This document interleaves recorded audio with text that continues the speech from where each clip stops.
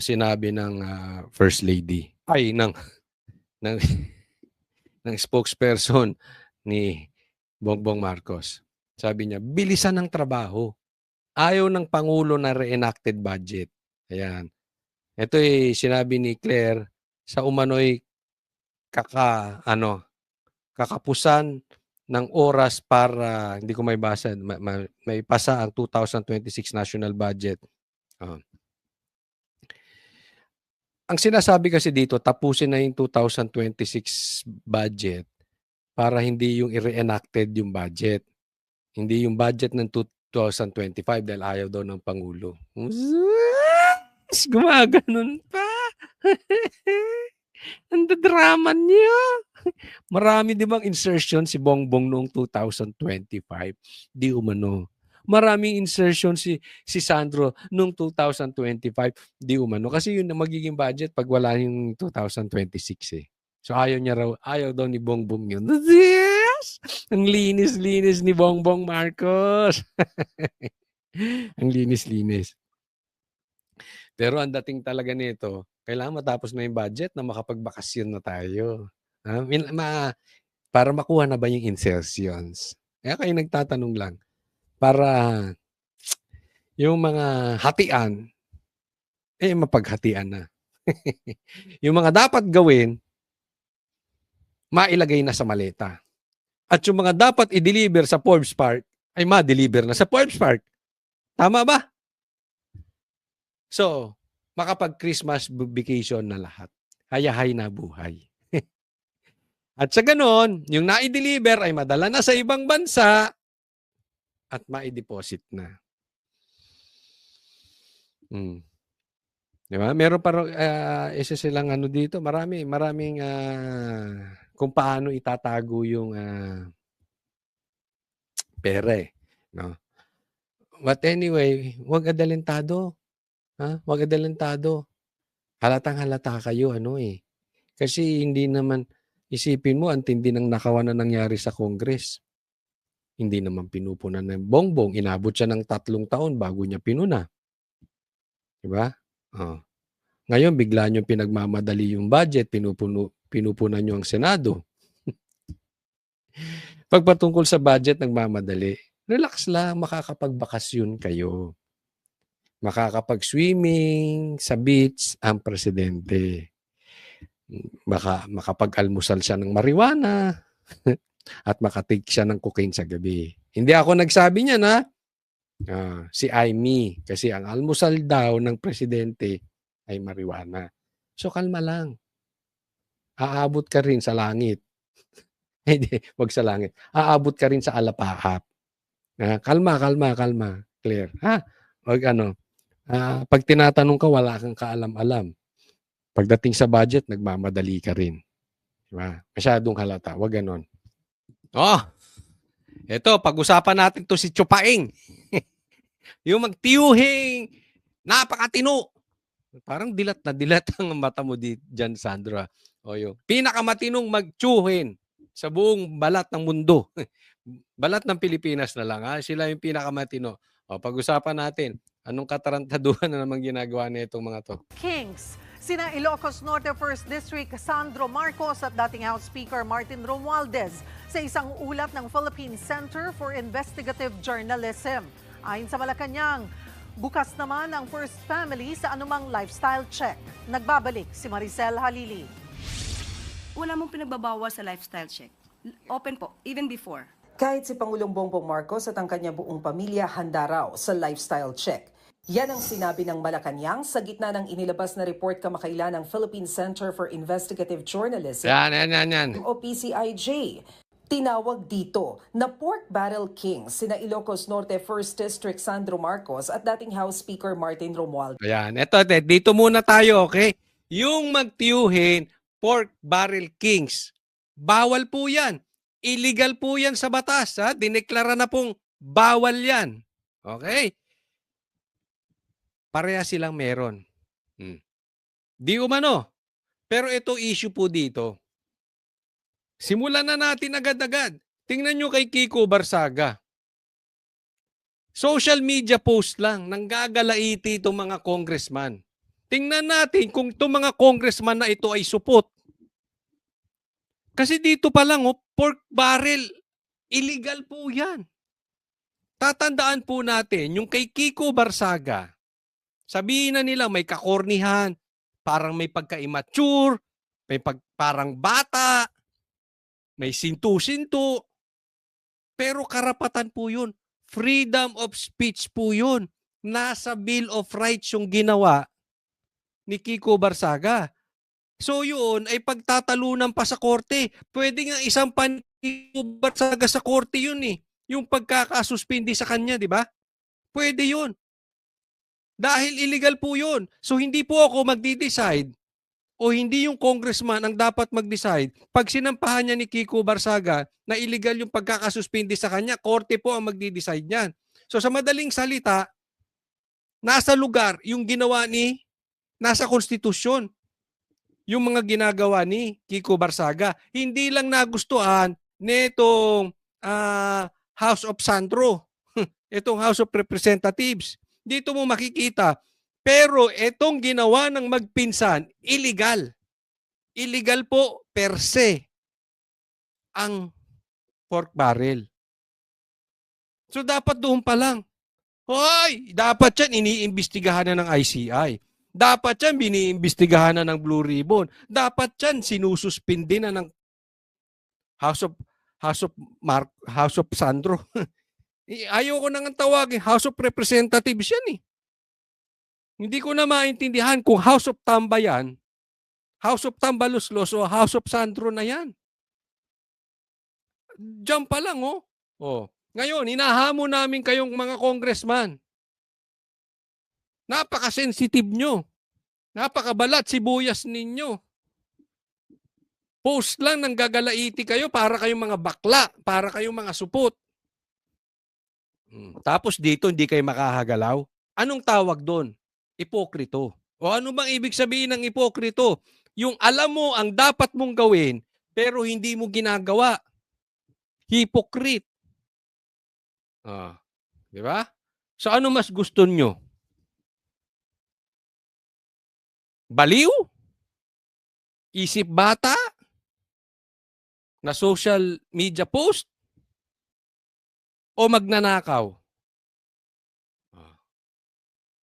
Sige nga. Base sa PCIJ report, pinakamalaking bahagi ng tinatayang 1.2 trillion pesos allocable funds ng DPWH ang napunta raw kay Sandro Marcos. Sa loob ng 3 taon, umabot sa 15.8 billion pesos ang napunta sa distrito ng Presidential Son. Halos doble yan ang allocable funds na nakuha ng Rizal 1st District. Tingnan yung mabuti, Ang population lang ng Ilocos Norte, 320,000. Alam nyo, galing po ako dyan kakaunti lang naman ng tao dyan, maliit lang naman yung lugar na yan. Dyan po kami inabot ng pandemic. Ang populasyon, 320,000 lang. Ang allocated na pondo galing sa DPWH, pambira, 15.8 billion. Ang dami mong pera, Sandro. Tingnan mo yung Rizal, 1.2 million times 4. Ang dami ng tao nila, times 4. 4 na ulit kumpara sa Ilocos Norte. Ang dami ng tao. Pero yung inalat na pondo ay kalahati lang nung pondo o lagpas kalahati nung pondong inalat sa Ilocos Norte. Diyan pa lang kitang-kita na natin ang gaguhan di ba? Ngayon, madali namang patunayan 'to Paimbestigahan mo sa ICI, live. Paimbestigahan mo sa Blue Ribbon, live. Sa laki niyang 15.8 billion, diyan sa Ilocos Norte na ibinigay ng DPWH, marami ka na makikita dapat proyekto. Kunwari ako yan. Ito yung nanggawa kong proyekto dyan. Ito yan. Dito ko nilagay yan. Dito yan. Sa laki niyang 15.8, ang daming ebidensya ko dapat mapakita. Pag walang napakita yan si Sandro, anong tawag dyan? Di magna. Simple. Hindi ako may sabi niyan. Sila Ayan Kung ibabase sa populasyon, halos times 4 na mas malaki ang distrito ng Rizal. Natanong ang palasyo kung ano ang masasabi ng Pangulo tungkol dyan. Nabasa na po ng Pangulo ang nabanggit na report or pag-uulat ng PCIJ. Alam naman po ng Pangulo na alam ni Congressman Sandro Marcos ang kanyang ginagawa at alam niya po kung paano ito sasagutin. Talaga. Ay, tanga! Ay, hindi ba kayo naano dito sa... Alam mo ako gustong-gusto kong nakikinig ng mga vloggers na abogado kasi ang dami kong natututunan. Napapansin niyo yun? Ang dami niyo natututunan. Eto talagang abogado na to, wala ka matututunan. Pagdating sa Marcos, wala siyang information. Anong sagot niya? O ano masasabi ng Pangulo patungkol dito sa nangyari dito kay Sandro na siya may pork barrel di umano? Alam naman niya yung ginagawa niya. At alam niya kung anong sasabihin niya. Adik lang. Bongbong Marcos, yung mga kasagutan mo, pang-adik talaga. Lutang na lutang, di ba? Ano masasabi mo dun sa ginawa mo? Ng anak mo, alam naman niya kung anong gagawin niya dun. Alam niya kung paano sasagutin. Alam niya ang ginagawa niya, matanda na siya. Ang bihira. Di ba sagot adik? Kasi nagtatanong ang publiko, alam na ba yan ng tatay niya na Pangulo? Sasagutin mo ng... Alam niya ginagawa niya. Hindi po yan usaping pamilya. Because you are more than family. Okay lang yan kung usaping pamilya. Alam na niya gagawin niya. Matanda na siya eh. Hayaan niyo siya. Pwede yun. Pero ito'y usaping politiko na. Nasa politika na po kayong parehas. So gusto malaman paano mo sasagutin. Di ba kung ako Pangulo, ito sasagot ko. Kunwari anak ko yung congressman, may ganyan. Di tingnan nyo yung kanilang syudad, tingnan nyo kung gaano kaayos. Kayo mismo tingnan ninyo anong nangyari doon sa 15.8 billion. Siya sa atin yung Ilocos Norte. Siya sa atin yung kanyang distrito. O, di ba? Simple. Yung tao ngayon na nagtatanong, ay may kumpiyansa. Ay, kumpiyansa yung tatay. May pinatunguhan ng pera. Parang gano'n, di ba? Kasi pwede niyang itanggi, pwede niyang itanggi, pwede niyang agrihan. Anong nangyari doon sa pera? Bakit nagkaganon? Di ba? May explanation. Ito si Claire, parang ano rin eh. Sagot adik din eh. Wala pang sagot tungkol sa PCIJ report si Congressman Sandro. Bukod dyan, Alam nyo kung ano isasagot ni Sandro? Yung PCIJ, DDS yan. Ang hari ng PCIJ si Duterte, si PRRD. Ang vice president niyan si Pulong. Itong anak ng Marcos na to. Anak ka ng Marcos.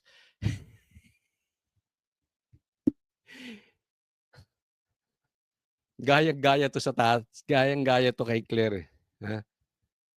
Pag naiipit na, yung nabubuking na yung kanilang pagnanakaw, sisi sa Duterte. Ito pa. Yung isa pa nilang kamag-anak na magnanakaw na may babuyan. May negosyong babuyan. Bukod dyan, hindi rin pinalagpas ng PCIJ ang umano'y allocable funds na napunta kay dating House Speaker at Leyte 1st District Representative Martin Romualdez. Sa datos pumangalawa siya kay Sandro Marcos sa pinakamalaking pork style allocation mula 2023 hanggang 2025. Umabot ito sa 14.4 billion pesos para sa kanyang distrito. Gaya ng distrito ng presidential son, mas maliit na distrito ang hawak ni Romualdez pero mas mababa ang nakuhang pondo sa ilan pang mas mataong lugar. Tikumpa ang bibig ni Romualdez dito. Noong Agosto, ipinag-utos ni Pangulong Marcos. Tingnan nyo ha. Ang nakuha nitong mama na ito, 14 million. So yung merong allocation patungkol na itong binabanggit, ito ibinalita ng Frontline. Dito sa DPWH, itong patungkol sa pork barrel, ang number 1 si Sandro. Ang number 2 si Tambi. Ang galing na ha? Ang galing! Mismo kayong magtsuhin, animal, anak ng Marcos. Anak kayo ng Marcos. Aha.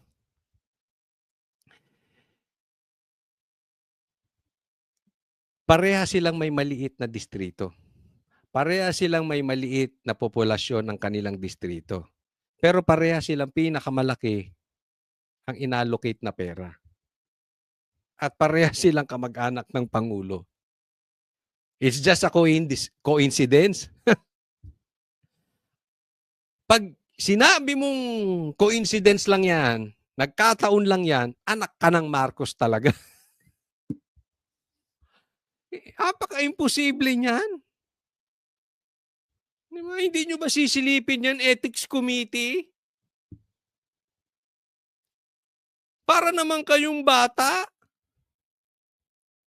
Social media post, Facebook post, pinapansin nyo. Congressman, may karapatang magsalita. Ito lantaran na Bakit sa kanila napunta? Bakit sila yung pinakamataas? Hindi naman sila ang pinakamalaki. Hindi naman, may nagawa ba sila dun sa pera? Pero ito na lang Dito pa lang, kung nag-iisip kayo, tingnan nyo itong mabuti. Kung nag-iisip kayo, yung binabanggit ni Saldico, shoot sa banga. Meron talagang sabuatan yung dalawa. Sabihin nyo yung nagsasabi, Duterte na naman. Hindi. Family corruption po Lantad na lantad, may records po Anong gagawin natin dyan? Wala akong kasalanan dyan sa balita na yan. Di ko naman kilala tong frontline Sila naman nagbalita niyan. Di ko naman kilala yung PCIJ na yan. Nagko-komentaryo lang tayo. Pero pag iniisip mo, pambihira. Connect na connect doon sa sinasabi ni Saldico. Totoong totoo. Na may sabuatan tong dalawa. Kasi pirma ng pirma yung tatay na presidente. Kung niloloko siya nito, kung nagkurakot yung tambaluslos na yan, yung tsuhi nila, yung pinsan ni Bongbong, kung kurakot yan, dapat napupuna yan ni Sandro. Kaya pala niya hindi napupuna, dalawa sila. Tama or tama-tama? Diyan maliwanag pa sa sikat ng araw Bakit sila? Of all the congressmen, bakit silang dalawa? Hindi po pwedeng nagkataon. Hindi po pwede. Maliwanag na maliwanag yan. Tapos ang gusto nyo, lifestyle check. Hello? Pakita nyo yung ebidensya. Hindi lifestyle check. Pwede mo ipangalan kung kanino yung mga andali niyan. Mga kaibigan ko ang negosyante, di hamak, mas mahihirap sa inyo, nakapangalan kung kani-kanino yung properties. Kayo pa. Di ba? Huwag nga tayong maglokohan. Pakita nyo yung ebidensya. Ganun lang kasimple yun na nagamit ng tama yung mga pera. 1.2 trillion ng allocable funds napunta umano kina Representative Sandro at Representative Romualdez. Yan, maliwanag sila nagsabi.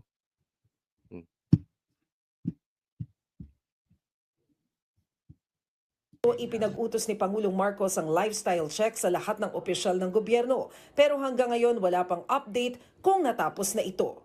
Nagbabalita. Diba? So, ganyan lang sila. Lifestyle check. Bukas sila sa lifestyle check. Asan na? Bukas sila sa ICI. Asan na yung investigation ng ICI? Kaya nga ako, hinahamon ko tong si Sandro.